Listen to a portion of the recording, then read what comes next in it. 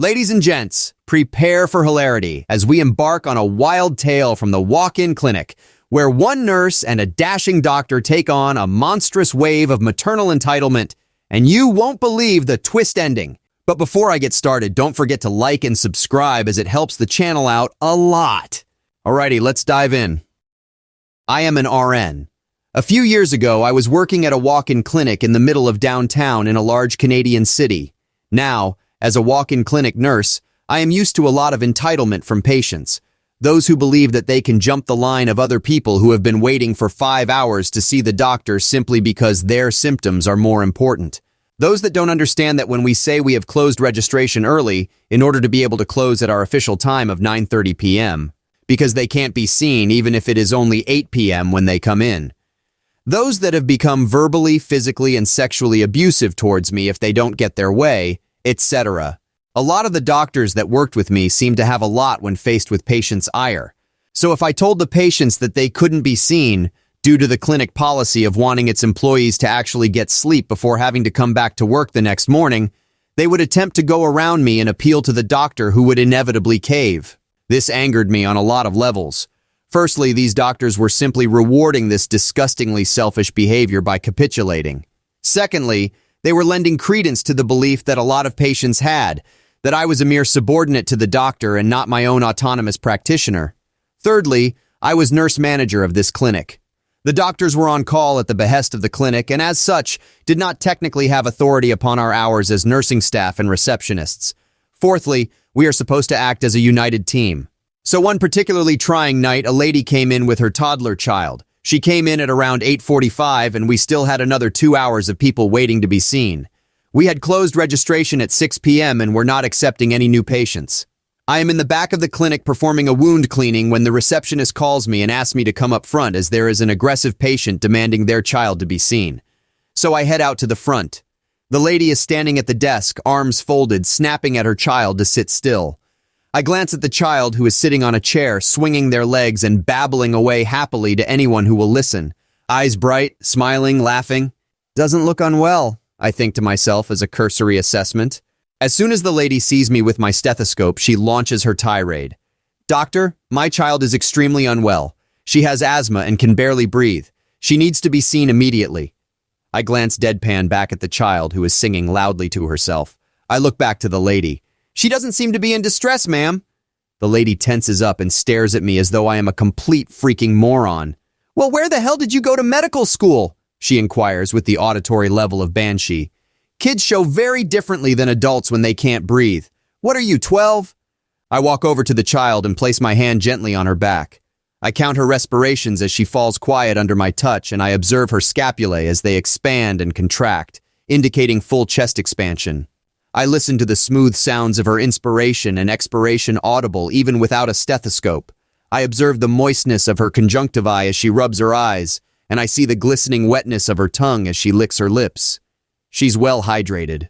I'm not a doctor, I am a nurse, I say, as I plug my stethoscope into my ears and begin to listen to the child's lung fields. Of course you don't know what you're doing, she yells. I didn't bring my ill child to see some stupid nurse. I demand to see a doctor now. She needs to go to the hospital, and if she gets worse, I'll have your license. Child's lung sounds are perfect. I lean down and smile at the child. How are you feeling? I ask her. She wants my stethoscope. I hand it to her. I'm bored, she says, understandably. I look to the lady.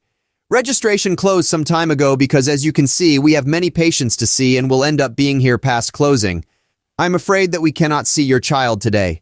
Based on my physical assessment, I cannot triage her up the line as she does not seem to be in respiratory distress. There are several hospitals close by that I can direct you to if you wish. A slow purple flush begins to crawl over her features. I smile blandly at her as I await the inevitable storm that's about to erupt. She walks up to me and leans into my face. I stand my ground, staring non-committally back. The rest of the waiting room is staring intently. Get the freaking doctor! The doctor is seeing patients, ma'am. I cannot interrupt him. My child is going to die because of you, you disgusting, low-educated piece of filth. Get the freaking doctor! I'm about to repeat my previous statement when I suddenly hear a slight cough behind me. It's the doctor. Internally, I sag. Great. He's going to usher them in, and I get to look like an idiot in front of everyone again. "What seems to be the problem?" he asks, staring quizzically at the lady. She rushes over to him and clings to his arm. "Oh, thank God, doctor. My child, she has asthma. She has run out of her puffers and is in an attack.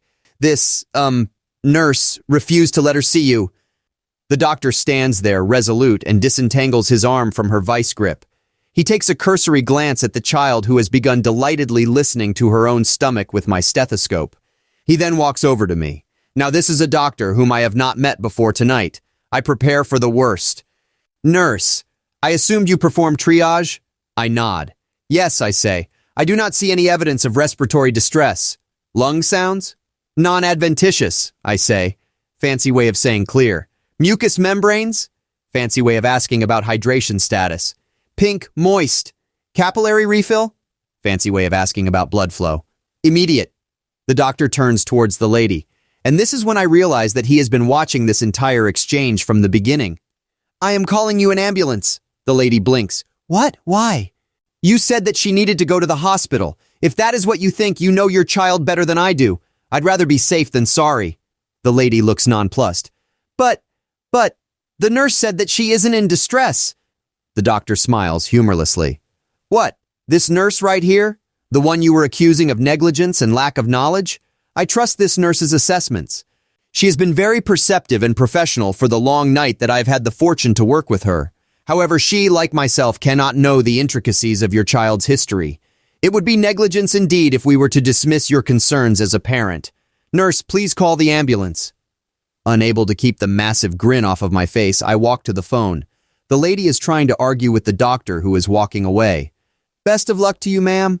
I am sorry that you have had to wait so long, but it's best that we leave this to the professionals, And a shame it is too, as this is flu season and all of the emergency departments are full to bursting with people waiting to be seen. Prepare for a very long wait." And with that, he returned to the examination rooms. I hung up after exiting the call with EMS. The lady was visibly shaking. A few smiles littered the faces of those watching. "EMS should be here shortly. If your child's status worsens, please have my receptionist call me back out. Have a good night, ma'am." Vindication has never felt so sweet. Okay, first of all, let's just take a moment of silence for our fallen hero, the nurse manager, dealing with entitled patients with the grace and tenacity of a lion tamer on a caffeine high. And to our new friend, the mom, if the Academy had a category for best dramatic performance in a walk-in clinic, you'd be a shoo-in, hands down. Now, let's walk this journey together, shall we? There we are, the tired clinic. The clock ticking towards closing time. A mother sweeps in, toddler in tow, demanding an immediate audience with the doctor. The toddler, being the apparent picture of health and hilarity, seems more interested in turning the clinic into a playpen. But according to Mom, this cherub is barely breathing. Well, who knew barely breathing included a rousing rendition of Twinkle Twinkle Little Star at top volume. Our ever-dedicated RN steps in, brave in the face of Banshee-level screeching. She conducts a quick yet thorough check, affirming that our little star is indeed more in need of an audience than an ambulance. But alas, her professional opinion, built on years of medical training and experience, was apparently not as compelling as Mom's Google-based medical degree.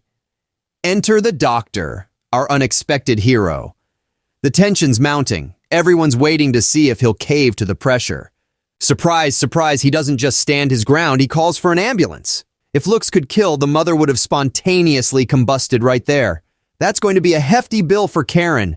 Ambulance rides are not cheap at all. I can't help but applaud the finesse of the doctor's sarcasm, advising the lady to leave it to the professionals, reminding her of the impending long wait at the ER due to flu season. That, my friends, is how you master the art of being subtly savage. And the cherry on top? The nurse, smirking, assures the lady that EMS will arrive shortly. For a moment, let's picture this scene. Our nurse, basking in the sweet sunlight of vindication as the mom fumbles, grappling with the reality of her own doing. Oh, what a sight that must have been. So, folks, the next time you feel like downplaying a nurse's assessment, remember this story and reconsider your stance. A nurse is not just a nurse, they're medical professionals with a wealth of knowledge and expertise. Don't underestimate them, and definitely don't anger them. Trust me, you won't like the consequences. Thanks for watching till the end, And don't forget to like and subscribe for more of these ridiculous stories. Love you all and stay safe out there in that crazy world. Much love. Peace.